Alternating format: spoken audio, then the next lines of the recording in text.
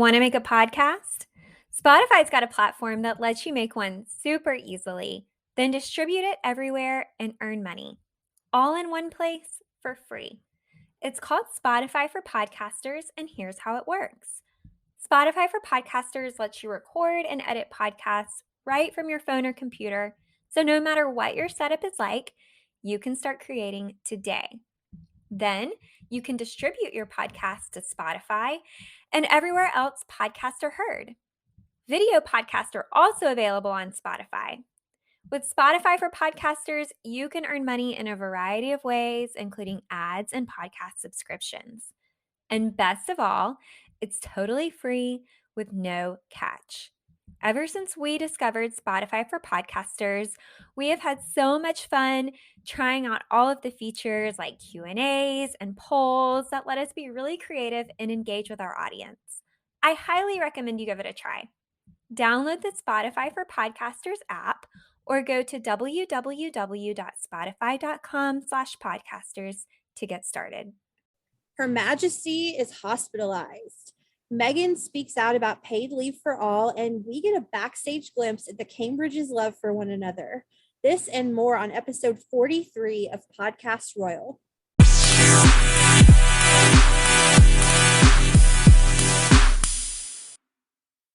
Whoa, has it ever been a week so far, my friend?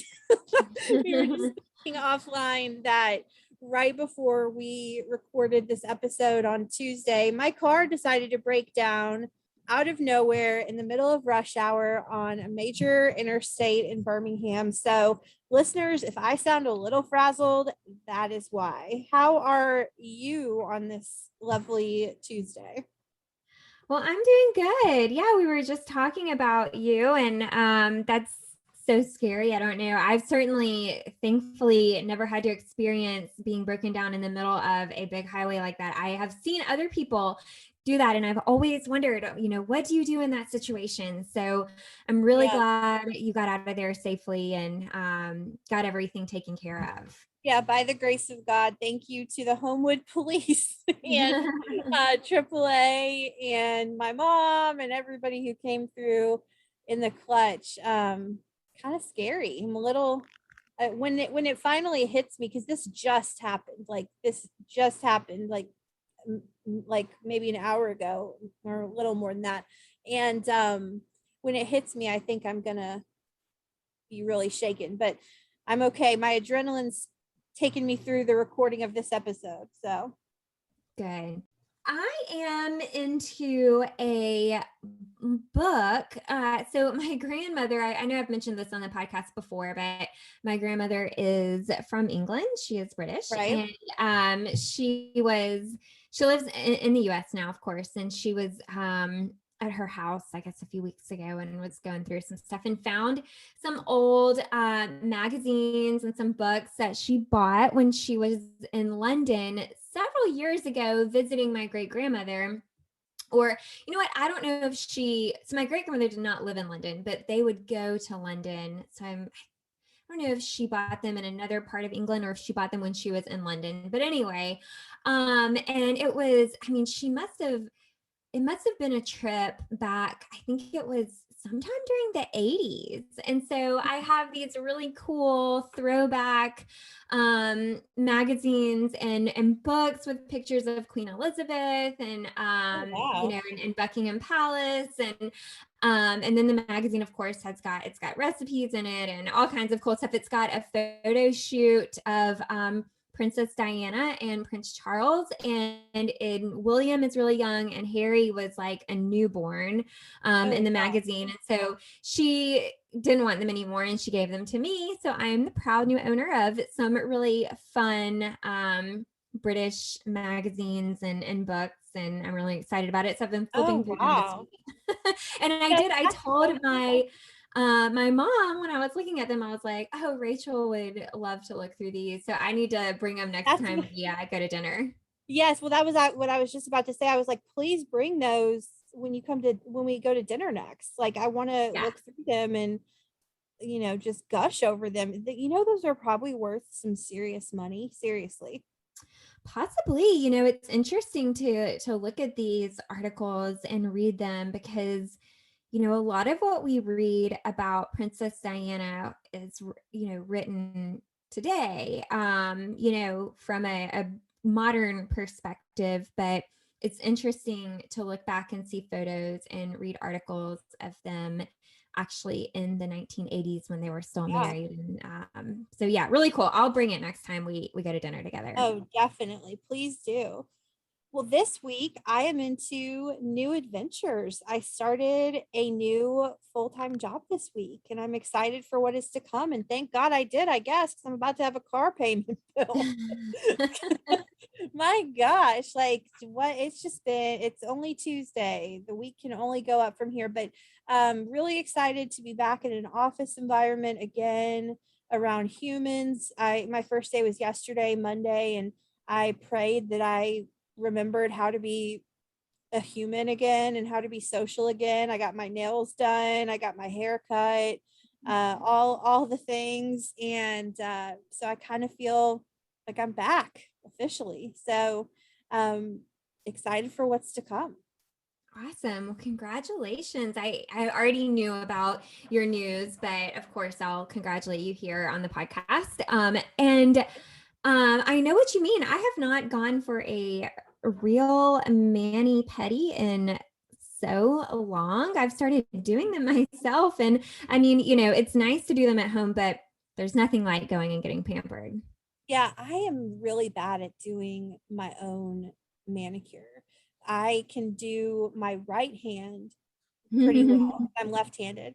But when it comes to painting my left hand, it is like a kindergartner did it. So it was nice to go to the salon, go get my hair cut, and just kind of get some new outfits on and strut a little bit and be around people. And it's just been a really long time since I've worked in an office. So it's good to be back. But we had, speaking of scary stuff, my car stuff, that Her Majesty gave us a scare this week. I know I certainly had a couple of heart palpitations when I saw that she was hospitalized, albeit briefly, last Wednesday. So we recorded episode 42 on Tuesday night. We left off with the Queen at the Global Investment Summit reception. Then on Wednesday morning, Her Majesty canceled a planned 2-day trip to Northern Ireland to mark its 100th anniversary, with a statement reading, quote, "The Queen has reluctantly accepted medical advice to rest for the next few days. Her Majesty is in good spirits and is disappointed that she will no longer be able to visit Northern Ireland, where she has been due to undertake a series of engagements today and tomorrow." So then Wednesday afternoon, the Queen was taken to the hospital, where she spent the night for what Buckingham Palace is calling preliminary investigations, but that she remains in good spirits. So the palace said, quote, "Following medical advice to rest for a few days, the Queen attended hospital on Wednesday."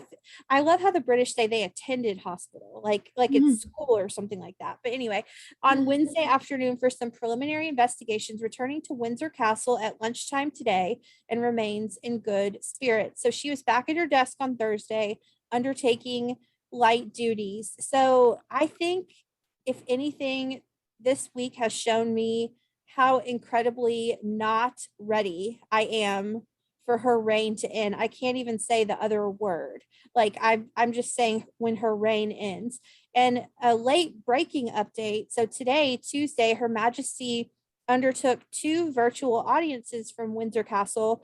Her next scheduled in-person public duty was set for November 1st, this upcoming Monday. She was expected to travel to Scotland for the opening of a climate change conference. However, we learned today that she has been advised to not attend this as well. So what was your reaction to this kind of scary up and down roller coaster week with the Queen's health?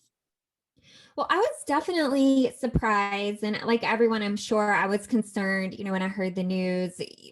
But, she just came back from, holiday in Balmoral, and she's had just a really packed working calendar these past several weeks. I mean, I'm wondering if her staff just maybe overbooked her too quickly after, being on a long break. And, you think back even before she was on holiday, we had lockdowns all throughout these, past year and a half. It's been a really tough personal past several months for her. So, I mean, I'm hoping that she gets some much needed rest and then she can kind of ease back into engagements. And I hope she doesn't feel like she has to do so much. I don't really think the public expects her to keep up that pace. I feel like maybe sometimes she feels a responsibility to do that, or maybe feels a little bit Definitely. of pressure to do that.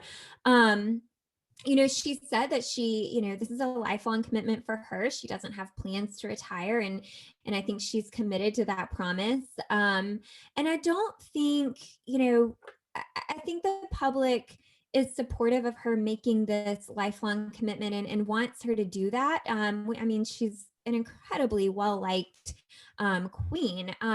But I don't think that they expect her to maintain this, incredibly packed, rigid schedule and Yeah. still hold her role, and I hope that she knows that and sees that. And I think the people will continue to respect and appreciate her in this role, even if she does step back a little bit on the engagements. And so that's kind of my hope, that she can get some rest, kind of ease back into things, and maybe she was just overbooked. And hopefully she can continue to work, in her role without, really pushing herself so hard.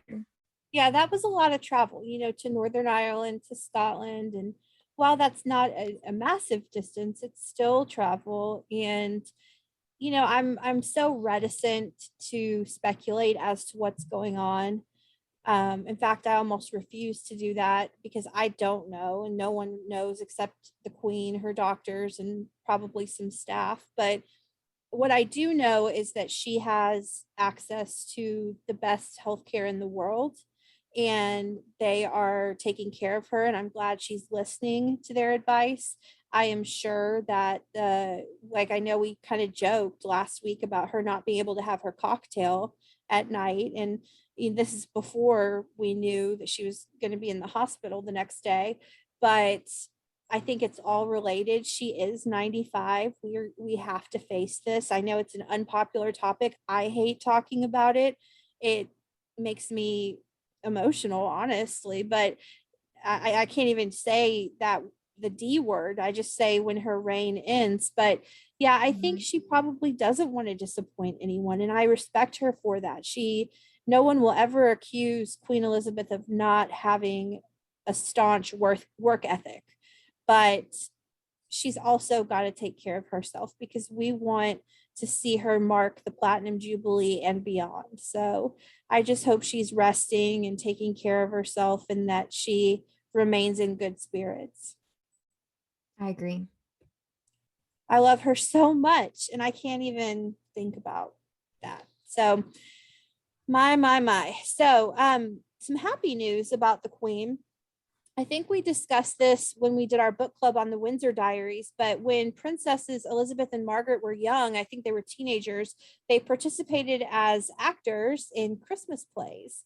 Now, from November 25th until January 31st, 2022, you can go see 6 surviving costumes on display at Windsor Castle from those plays they put on. This is the first time these costumes have been on display. Another time that I wish I was in the UK. How cool. And of course, the Queen is at Windsor right now. So I would just, again, do anything to see that exhibit. Me So, too. That is really cool. I love that. yeah, and those are World War II era costumes. So those costumes have been around for a long time. And I really can't wait to we'll have to see if we can get someone who's been to the exhibit on and chat with us about it, because that's just, how cool is that, and how cool is it that they got that experience when they were young. Across the pond, Harry has had a busy week. He spoke with fellow veterans, serving as head judge for a photo competition put on by one of his favorite charities, Well Child. And after penning an op-ed in the Washington Post with Namibian environmental activist Reinhold Mangundu, he got some A-list shows of support from folks like Leonardo DiCaprio and Forrest Whitaker. And Meghan wrote a really powerful letter to the Speaker of the House, Nancy Pelosi, and Majority Leader Chuck Schumer, arguing for paid leave for all, which I really encourage listeners to read in full. It's pretty powerful. So in it, she talks about how fortunate she felt when, after the birth of daughter Lily this summer, she and Harry didn't have to decide between spending Lily's first few months with her or going back to work. Here are some key points from the letter, although I really do encourage listeners to read the whole thing.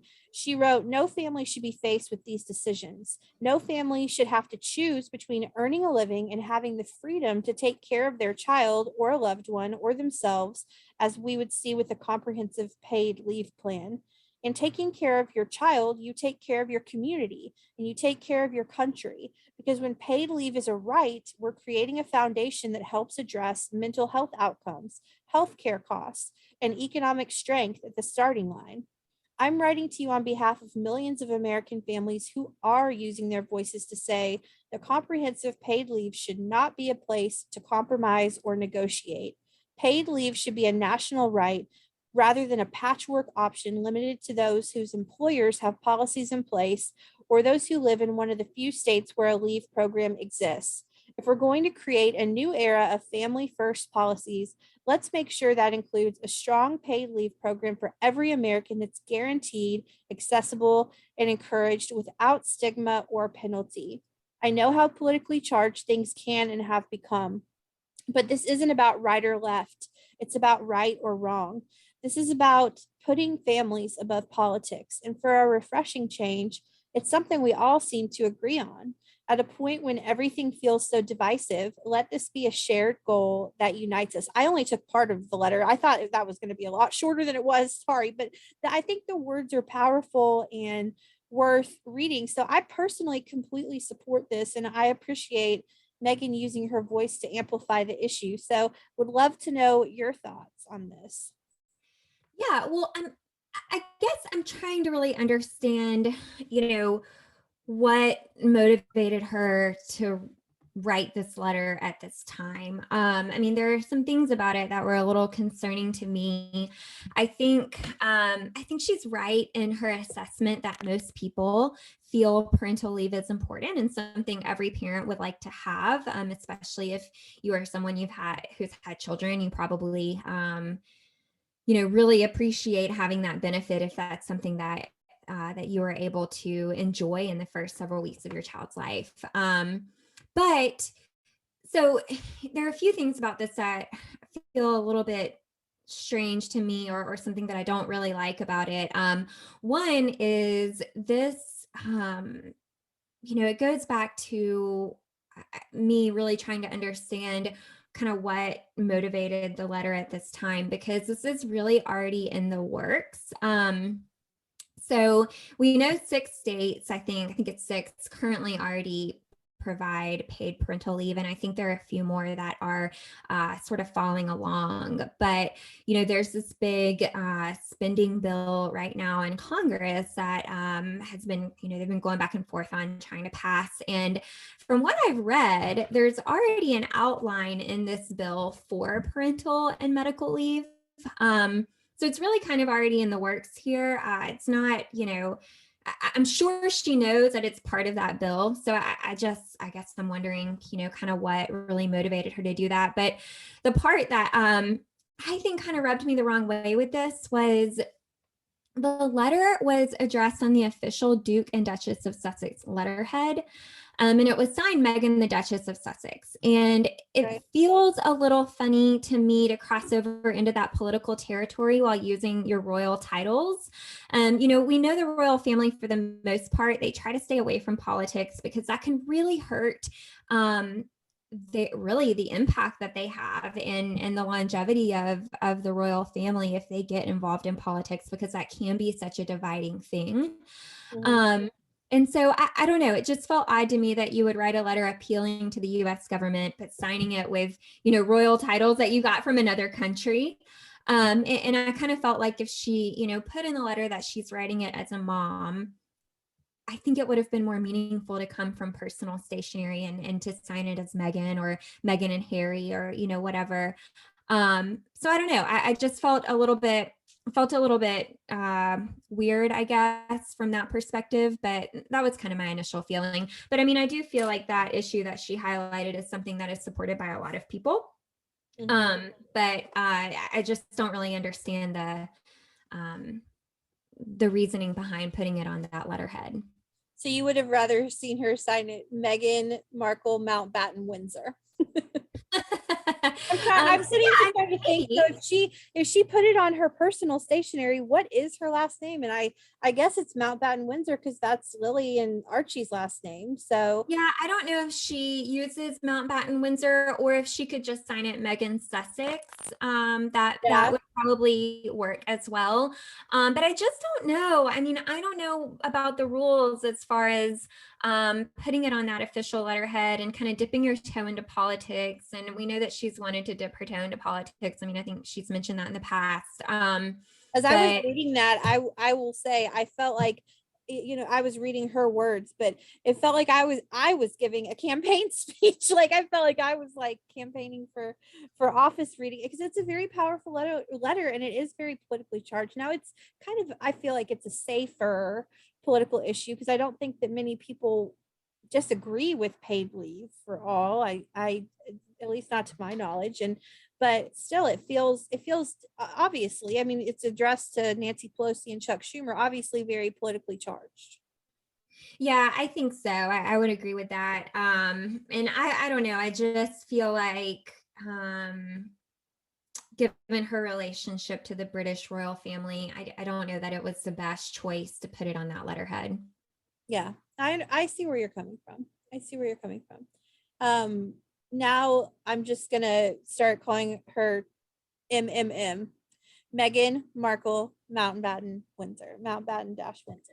Um, I I was mean, thinking, what would she sign it as? That's a mouthful, by the way.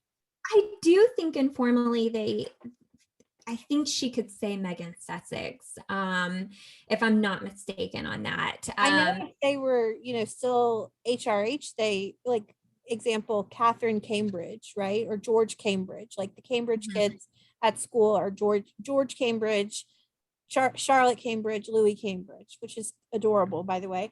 But I don't know. I mean, obviously Archie and Lily are not Archie Sussex. I don't know. Yeah, yeah. No, I seem to think that like descendants of the queen, and if you're talking about someone like Lily, who would be an unmarried descendant of the queen, would use the Mountbatten Windsor last name.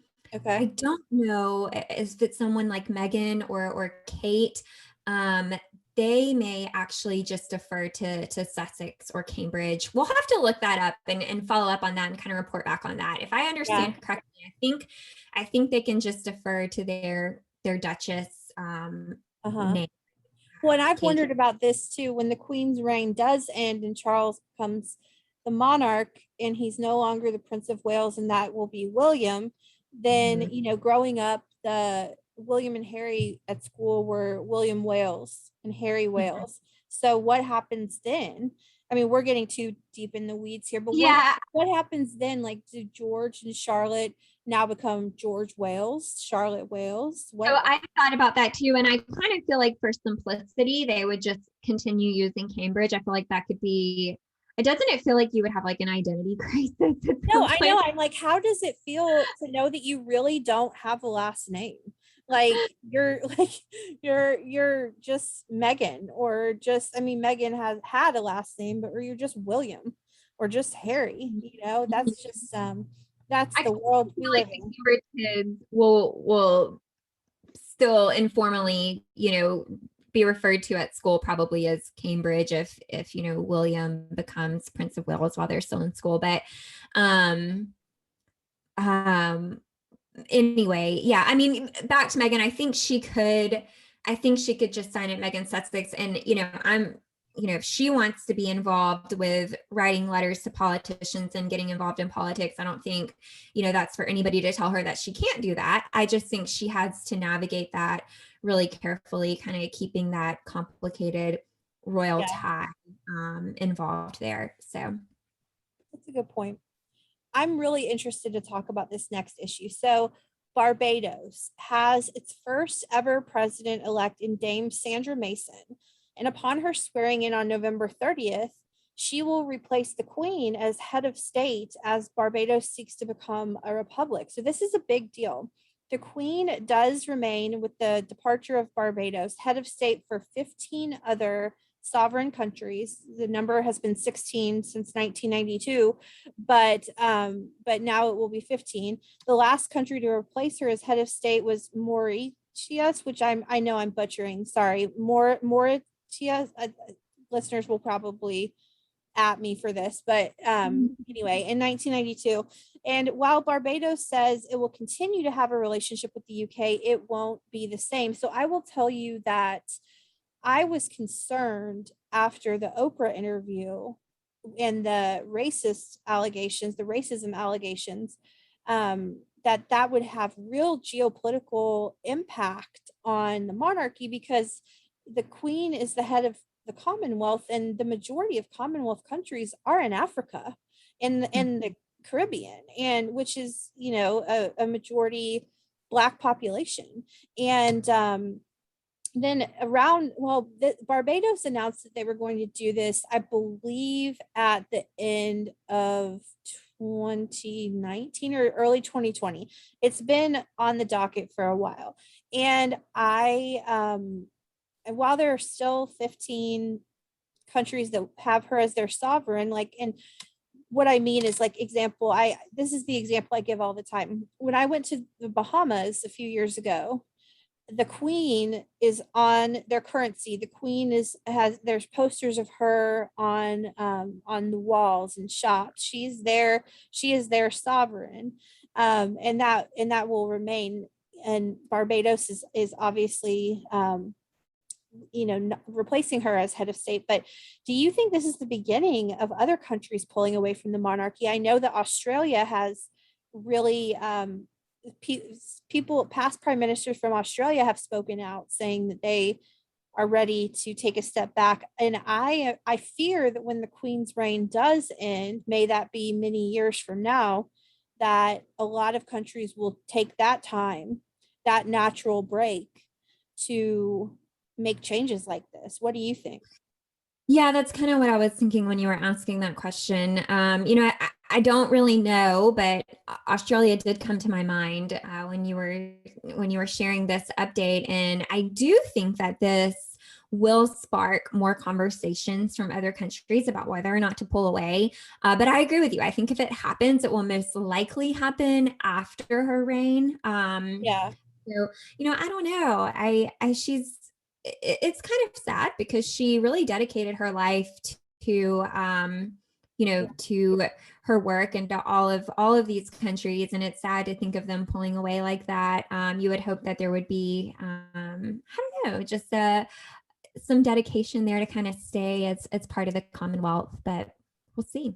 It worries me to think that she has dedicated her whole life to being head of state of these countries, and that it could all end when her reign ends. Mm-hmm. I don't know.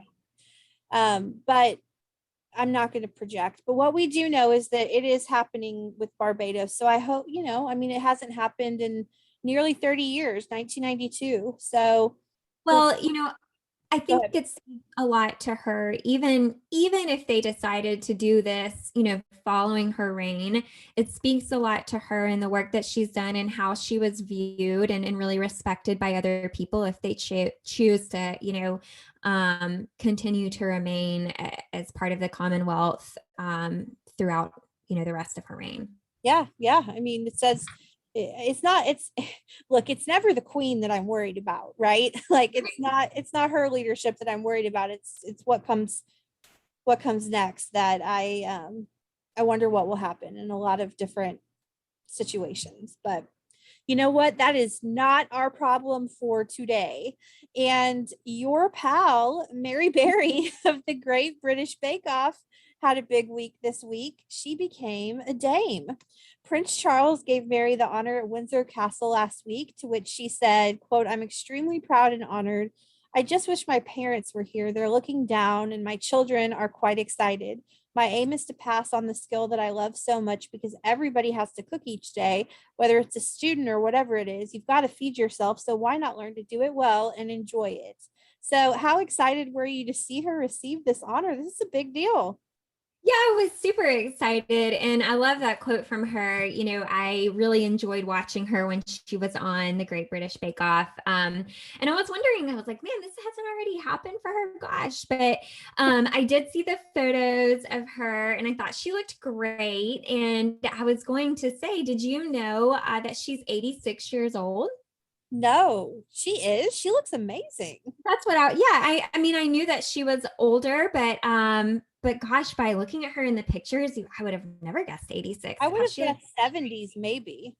yeah. So I'm excited for her. That was really a fun little update to get when I saw her photo on Instagram. I love it. Congratulations, Mary Berry. I've never Congratulations. seen a single episode of your show, but I know you're amazing. And Jessica loves you. It would, I can truly imagine what an honor it would be to be on Great British Bake Off and have Mary Berry eat something that you baked and tell you it was good. I mean, that would Oh, be yeah. success for sure. That's like the ultimate seal of approval, probably. Right. I want to watch Great British Bake Off, but I just feel like I would just get hungry, and I don't need any more reason to get hungry than I already have. So, so since we last recorded, new photos from backstage at the Earthshot Prize Awards have come out, taken by our new friend Chris Jackson, showing the Cambridge is more in love than ever. Don't they make you believe in love again? Oh my gosh. Yes. They're They were beautiful. they were stunning in these photos and I felt like it was such a great glimpse into what their life is like really behind the scenes. We talk so much about how the royals aren't really supposed to be touchy-feely in public. But I do love seeing people in love show affection for each other, appropriately so, obviously. And I think this was a really tasteful way to remind the public what a great couple they are and how much in love they are. And I thought they were great photos. 20 years together almost, and still as in love as ever. That's a very significant part of their lives. Like Kate is about to be 40 in January. That's nearly half her life, but Wow. with this man, and the flame still burns bright. I love to see it. I love. Those were beautiful photos. So Chris, bravo. Those were absolutely stunning. They took my breath away, honestly. So we mentioned this on the show a couple of weeks ago, but last Tuesday night, October 19th, William hosted the aforementioned private reception at Kensington Palace for donors that helped fund the Diana statue unveiled in July. His wife, the Duchess of Cambridge, co-hosted the reception alongside him. We weren't sure if Kate was going to be there, but she was. So, and finally, for this segment, Miss Sienna Mapellimatse has officially been added to the line of succession on the British royal family's website. She is, as we've mentioned before, 11th in line to the throne. So, You love saying her name, don't you? what? You love saying her Yes, I name. cannot say Mapellimatse enough.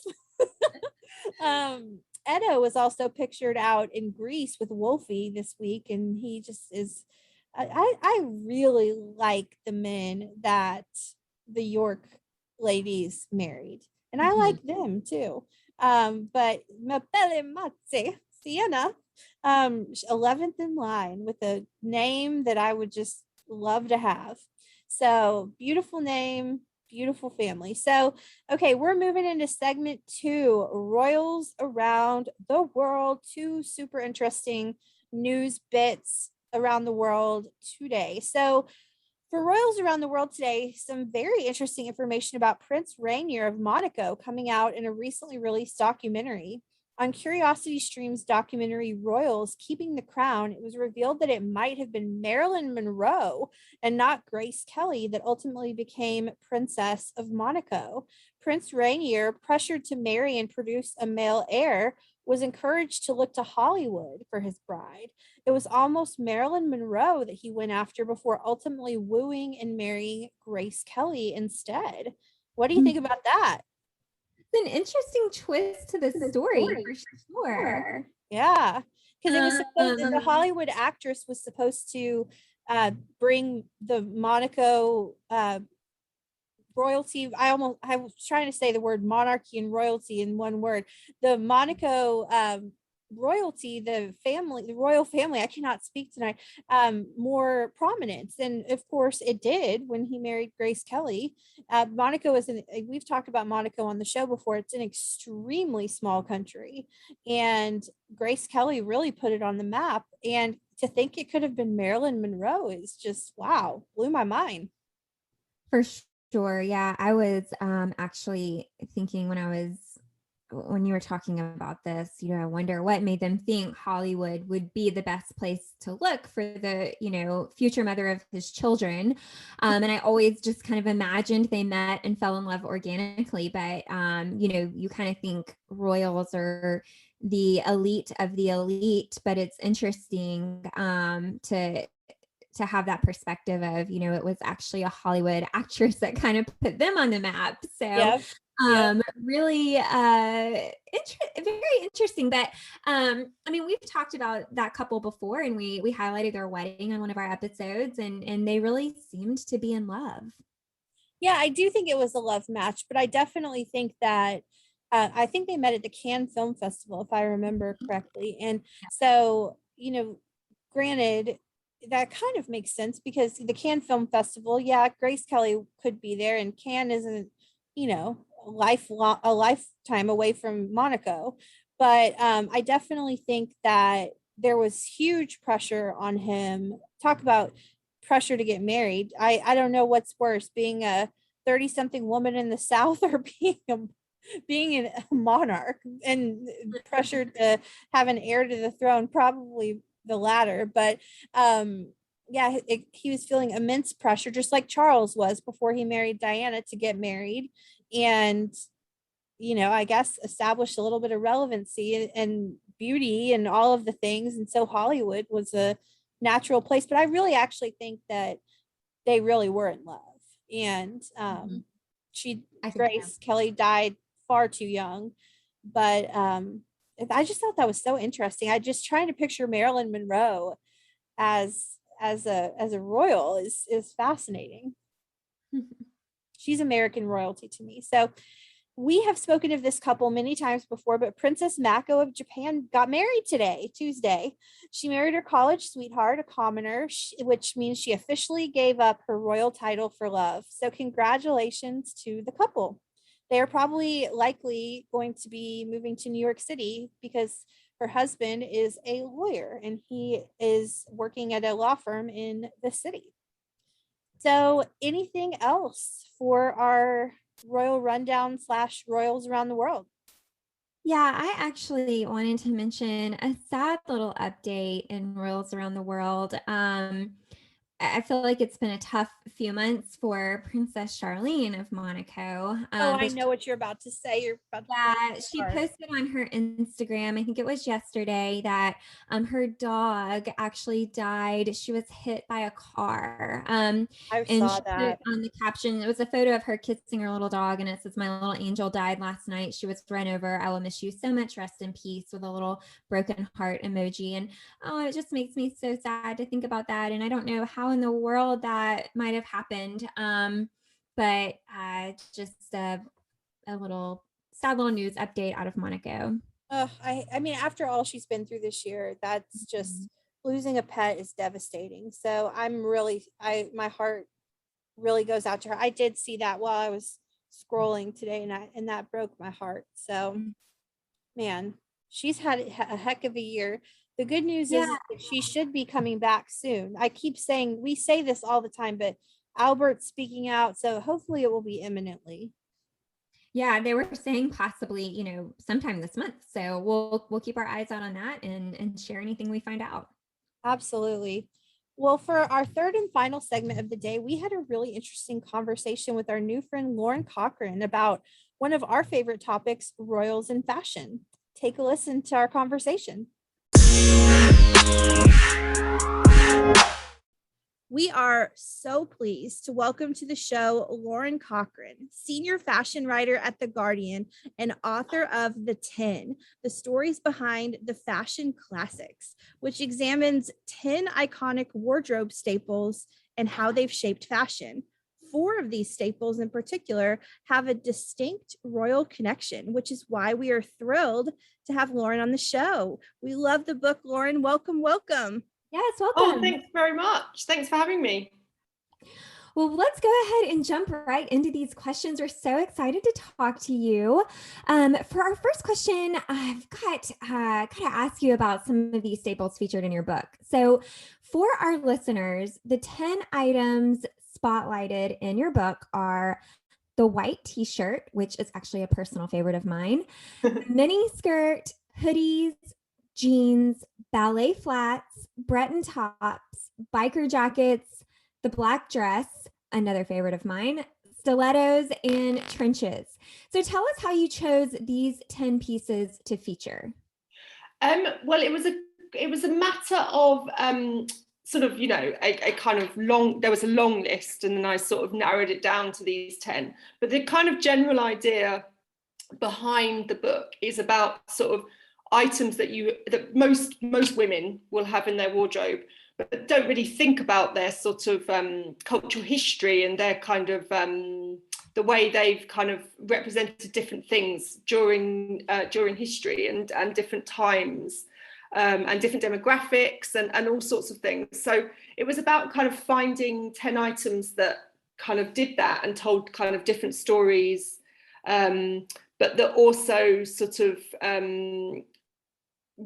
all fitted into some kind of idea of always recognizable items. That was the sort of, I guess, the brief that they had to fit. For me, it would probably be ballet flats. But Lauren, which of the 10 do you personally wear most often? I think probably jeans. I mean, I think most people wear jeans. There's a statistic that I use in the book, which I find extraordinary, which is that on any given day, 50% of the world are wearing jeans. Jeans would be up there for me too. What would yours be, Jessica? Well, I mean, yeah, definitely jeans. But again, I love the white t-shirt. And I always keep a little black dress in my closet. Yeah. So you have long been a fashion expert, but can you tell us what you learned while researching the 10 that surprised you? I suppose I don't know if it necessarily surprised me as much as kind of sort of enriched what my kind of take on fashion in the first place, which I suppose is I've always been interested in how fashion works in our real lives and how we use it subconsciously or consciously to sort of speak to people around us and the world. And what I found really interesting was how that had happened sort of with these 10 items across sort of centuries. And I found that really interesting. I guess the thing that was most surprising was that how far that dates back and how we've always used clothes to kind of tell the world about ourselves, whether we're a very famous person or just a sort of, an average, I think you guys say an average Joe, American phrase, isn't it? Yep. So, well, going very un-American and back to the British royal family, which is our love of our lives over here.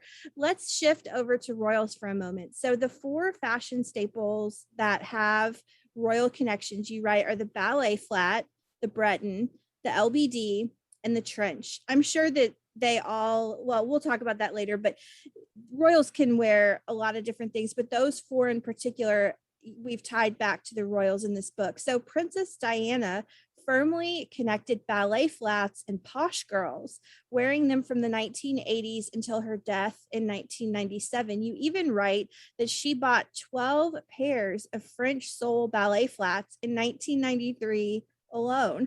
Now, I can't personally remember a time before ballet flats were chic. I literally wear ballet flats almost every single day.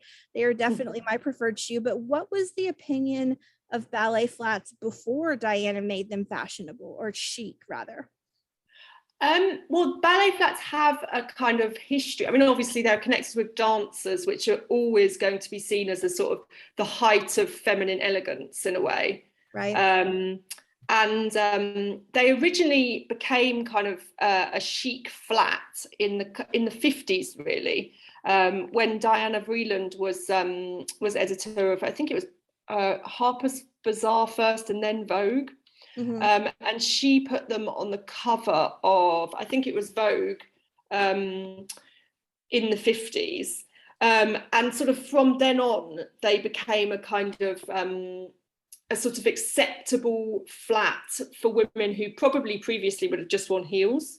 So they're sort of, when Diana started wearing them, she sort of, I guess that history of them was kind of integral to the ballet flat already. So I mean, as well as the kind of Diana Vreeland Vogue connection, you had kind of like people like Audrey Hepburn and Leslie Caron wearing them in the 50s. That was just who I was thinking of as you said 1950s ballet flat. My mind immediately went to Audrey Hepburn.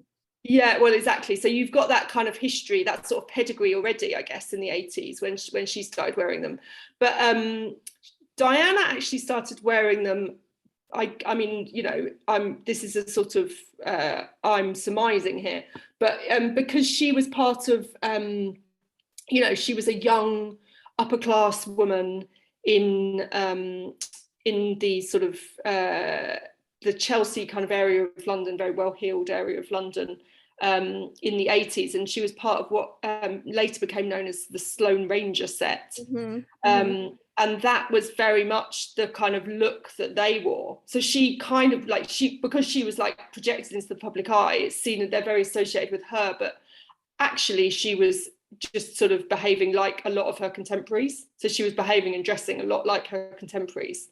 But then they did become such a kind of signature for her, didn't they? And she kind of moved that look on, I guess, from something that was, I guess, like, you wouldn't call it dowdy exactly, but it was kind of, so the Sloane Ranger look was very much kind of like long sort of skirts and big sweaters and Alice bands. And then by the time Diana got to kind of, I guess, the late 80s, early 90s, her kind of ballet flat kind of outfits were much chicer than that. They're much kind of more put together. And I guess kind of harking back a little bit to that sort of like 50s moment. What do you think the reason was that she preferred the ballet flat? I think probably, I mean, again, because it was kind of what was fashionable with her set of friends when she was a young woman. But I guess as time went on and she became sort of this figure in the public eye, and, you know, she was sort of endlessly photographed, wasn't she? And, you know, we know how that went, sadly. Right. But I think, I guess what they would do for someone like her that they would be a kind of way of looking kind of chic and pulled together, while also sort of being able to kind of go about her day. Like, so sometimes obviously she would be photographed in the public eye on very glamorous red carpets, but then often with paparazzi shots, she was often just sort of like, you know, on the street or going to the gym or whatever she was doing, you know. So I guess it's a kind of way to look kind of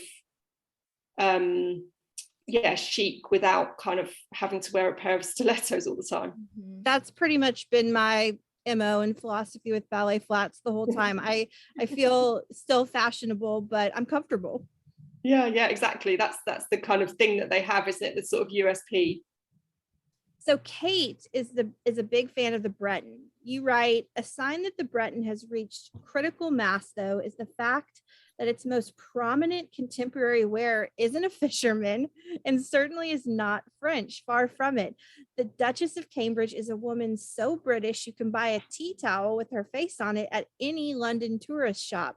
Much has been made of her collection of Bretons, worn from around 2014 for everything a royal life involves, from meet and greets in New Zealand to hanging out with Prince George at polo, end quote. So now, again, I'd love to know, before Kate started wearing the look, what was the Breton's reputation? It's an one, the Breton and her, isn't it? Because I think what's most interesting about the Breton is that it can kind of be a different thing to different people. So I think before she made it so kind of mainstream, I guess you call it, like it's so kind of, you know, you see kind of like people doing the weekly shop in the Breton now. And I think that that's probably part of the sort of Middleton effect. She made it incredibly approachable and kind of everywhere. But before that sort of moment when she started wearing them, they were very much kind of seen as this part of this sort of like French girl look in Paris. So with people like Emmanuel Alt, who was the editor of French Vogue, and then like people like Kate Moss and Alexa Chung started wearing them as well. As very much part of a sort of, it was a kind of moment, I guess, where it was like harking back to the Breton again. I mean, it's weird, funnily enough, it's again harking back to the kind of Breton in the 50s, and this time with Brigitte Bardot wearing them, and that sort of like sex kitten look. So Bardot wore hers, you know, when she was an incredible, just such a beautiful young woman with a very big beehive and kind of the cat's eye makeup. And that was the sort of look that I guess that sort of French girl moment was harking back to with those kind of women. And I guess, I mean, I think almost the Duchess of Cambridge's adoption of it wasn't really, I don't know this. I don't think it's anything that, I don't think those two are connected really, because the way she wears it is so different to the way those other women wear it. It's not, you know, with Kate Moss and Alexa Chung and Emmanuel Alt, it was a bit more rock and roll. So it was one with sort of like, you know, tousled hair and a sort of like biker jacket, which isn't very Duchess of Cambridge. Right. Not really. No, not really. Stay on the Breton just for a second longer. So in the book you write, if once the Breton was the choice of the outsider, Middleton stands for the opposite, respectability in the establishment. Kate is a dyed-in-the-wool nice girl. She is a jolly hockey sticks, Middle England daily approved. A Breton for her is a jaunty, practical, and slightly sporty choice, as it is for probably millions of women.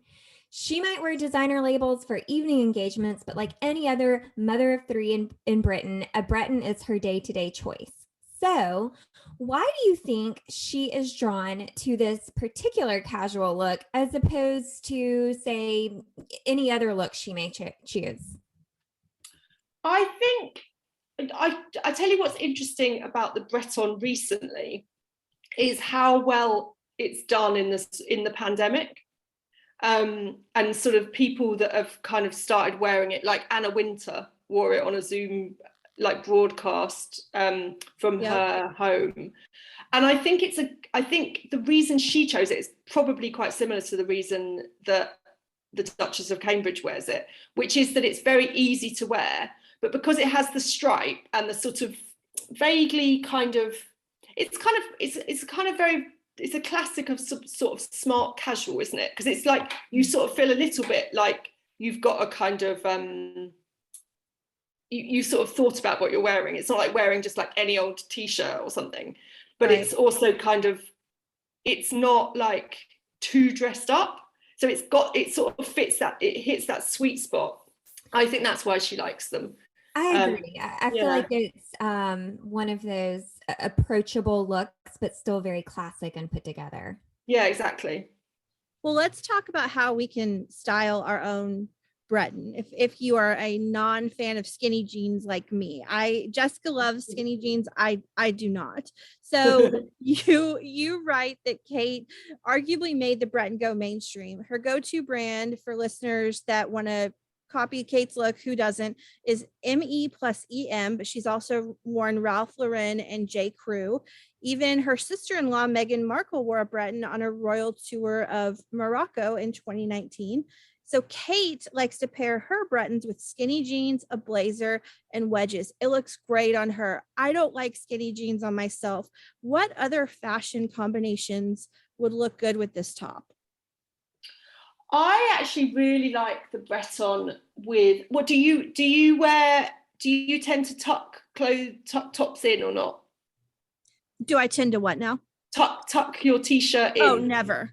Oh, okay. That changes my answer then. No, I like to wear oversized tops, honestly. Oh, okay. I love tunics and long flowy tops generally. Okay. I actually really like the Breton with a kind of pair of wider jean. Okay. And maybe you want to sort of pair it with with heels. I think that looks very kind of like fashion forward. If you do that, there's a kind of thing in fashion at the moment which is sort of quite kind of wide baggy silhouettes, but then mixed with heels. Mm-hmm. And it looks quite good, I think. I haven't actually tried it myself, but I like it when I see it on street style galleries and things. I can picture that. I'll have to I've never owned a Breton, so this will have to be a new moment for me.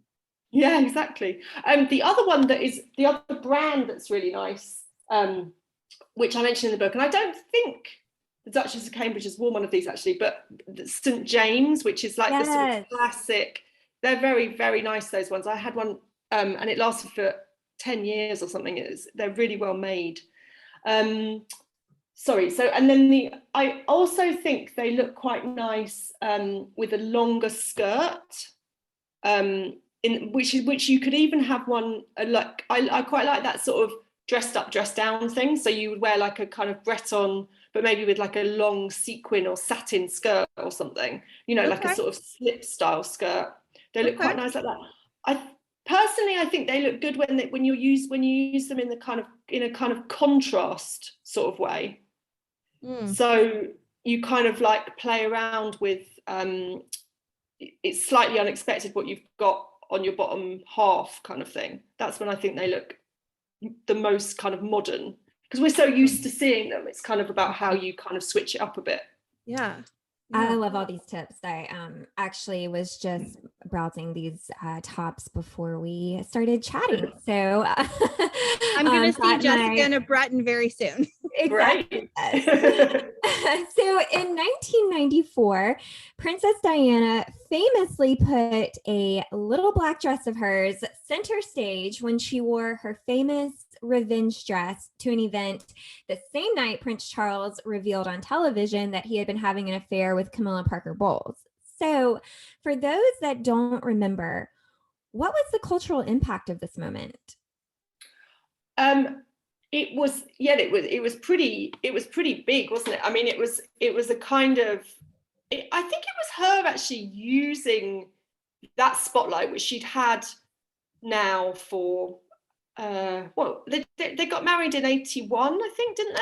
Yes. So she'd been famous for about 14 years by now. Yeah. So she obviously was she was by that point savvy enough to kind of use that spotlight to kind of make her own point, I guess.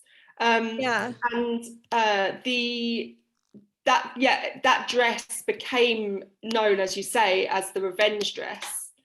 And it was it was picked up from by all the tabloids here, as you can probably imagine. And then the Sun had an amazing headline, which was I'm just trying to find it actually. The Thrilla, something about Thrilla and Camilla. And the only reason I remember that is because if you've seen Diana the musical, there's that song, the Thrilla in Manila, but it's Diana and Camilla. And it's something like that. But yeah, it was her sending a message without saying a word that Charles, you cheated on this, because she looked amazing. She did look amazing. Yeah, exactly. It's the thriller he left to woo Camilla. Yeah. Thrilla spelled with an A, not ER. Yes, exactly. But I mean, I've heard it called the revenge dress. I've heard it called the FU dress, whatever it's called. She looked incredible. And the message, without saying a single word, was, so you cheated on this beautiful woman, you're crazy, Charles. Yeah, I mean, that's basically what it was doing, isn't it? And it's really interesting because it's obviously, she was probably very ahead of her time in the kind of use of that sort of spotlight, to do that, to sort of almost like take ownership of that spotlight rather than be the sort of the constantly looked at. She sort of flipped it around and she made her own statement with it, exactly as you say, without saying anything. Whereas he was on TV saying a lot of things, you know. It's kind of yeah, it's quite classy, I suppose, as a move, isn't it? Yeah, and she took her power back and she didn't even have to open her mouth to do so. Exactly. Brilliant move. So finally, the fourth and final royally connected piece in the book is the trench. So right now I'm thinking of that white line, the label coat Meghan wore to announce her engagement to Prince Harry in 2017 in the Sunken Gardens. You write of the trench, its position in fashion is solid. What makes the trench coat in particular one of the most fashion forward coats, especially as we are beginning to get into cooler temperatures? I think it's really interesting, the trench coat, because obviously, as the name suggests, it was sort of it was basically popularized in the First World War in the trenches. But sort of one of the things that was quite surprising to me when I was researching it was that it wasn't worn by all soldiers, it was worn by officers. So it always had this sort of well-heeled association, which continued after the war. And so I think part of it is the sort of those kind of associations, which I think that probably the vast majority of the population don't know about. I mean, I certainly didn't, but I think maybe it's sort of infused within that item somehow. But then I think also the other thing about it is it's incredibly practical, and that's how it was designed in the first place. It was designed to kind of keep the rain off, and to kind of be sort of a protection for soldiers dealing with kind of quite sort of harsh conditions in the trenches. And that's when it became a status symbol. And I think it's sort of continued to be a status symbol, even though obviously we're not luckily not in trenches anymore. And I think so you've got kind of the sort of classic design elements of it. So like the little epaulettes and the storm flaps on the chest, and obviously the belt and everything. So I think it's one of those things that was a sort of almost like an instant classic. And it's stayed that way. It's constantly reinvented, isn't it? I mean, if you think exactly of Meghan wearing it there, she kind of she belted it, didn't she? Because it's a trench dress kind of kind of design. She belted it, and she had this gorgeous green dress under the coat, and I didn't even know it was there because all I could see was the coat, which was more than enough. It's a gorgeous coat, but I mean, you couldn't even tell what was underneath the coat. Yeah, but I mean, I guess it's a good choice for something like that, because it's kind of it's very classic, but because it's white, it kind of has a sort of instant impact. So I guess that's part of why it kind of continually becomes it stays in fashion, because it can be reinvented quite easily, even just by the texture of it, or the kind of the design, exactly like using it as a trench dress, or the sort of like fashion industry way to wear it at the moment is to wear it kind of a bit oversized and open. So there's lots of different kind of ways that you can wear it. I think that's probably why it's so kind of popular. I mean, I guess that's true of all of the items in the book, really. They can constantly be reinvented. And let me say one thing about the book that I just love is that as you go down each one of the 10, every one just has so much history behind it. And like what you just said about the trench coat, I mean, of course that makes total sense that they were wearing it in the trenches. Hello, it's a trench coat, but you never think of that. And I appreciate the history lesson behind each one of the 10 items. Oh, I'm glad. Yeah, I was going to say this particular piece, it really has taken a journey, and I love seeing how it pops up, in different ways. We have this classic, tan trench that we think of as a more sort of casual look that you might wear out in the rain. But then we see these really dressy coats that sort of take on the same similar style with the belt and some of the same features, but it feels like a much different coat, even though it's the same style kind of showing up in different ways. So this is another one that I really, really love that you highlighted in the book. Yeah, no, it's interesting, isn't it? It's got lots, like a rich history. Mm-hmm. So we've covered 4 of the looks in the book that really you highlight in relation to the royals. So I have a question for you. Which of the remaining 6 looks do you think royals should wear more? Is it the mini skirt or biker jacket? What would you like to see them wear more frequently? And is there a royal in particular that that comes to mind? Biker jackets for me and the royals. Do you know what? I feel like Meghan might have worn a biker jacket at some point. Yeah, I think so too. Yeah. Not like a kind of classic sort of rocker one, but a kind of more sort of fashion one. It's a good question. Kate in the white t-shirt for the vaccine was iconic this year. Oh yeah. Gorgeous. I